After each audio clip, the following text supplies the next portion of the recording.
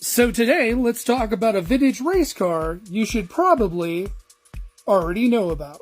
Today, we're going to talk about a little bit of history on the Kentz and Leslie 777. Now, Bill Kentz and Roy Leslie started a flathead hot rod shop in Denver, Colorado in 1938. Now, Roy and Bill's first attempt at the dry lakes came at the hands of another vehicle that might have their name a little familiar to you.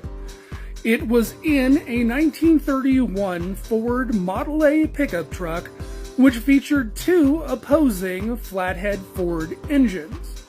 Equipped with Edelbrock equipment, the truck was nicknamed the Odd Rod, and was an absolute engineering marvel at the time. Now, sadly, the Odd Rod doesn't actually exist anymore. It was lost to history, but there is actually a reproduction of the truck that makes most of the major shows on the West Coast. But back to the 777. Now, the Odd Rod would basically lay the groundwork for the 777. It was practically the exact same chassis, but in a refined shell. Painted ice blue, streamlined, and only had holes for the intake, exhaust, and the driver's head to see where he was going.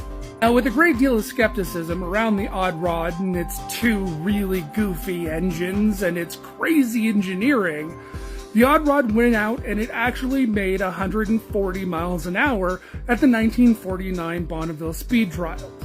So, when Roy and Bill came back the next year, they had something to prove with their Streamliner. And prove they did.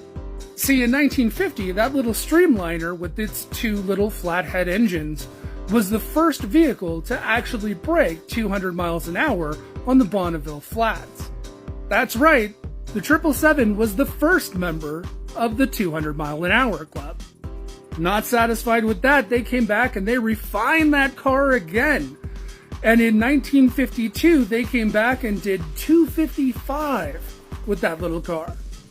Now, different variations of the car were made from 1950 to 1957, and the car officially was retired in 57. On its last day of racing, the 777 brought in a final trap speed of over 270 miles an hour before bringing its racing career to a successful end. Now, because I know people are going to ask, the car actually does still exist. You can actually go and see it in a museum if you happen to find yourself in the Denver, Colorado area. If you get a chance, look it up.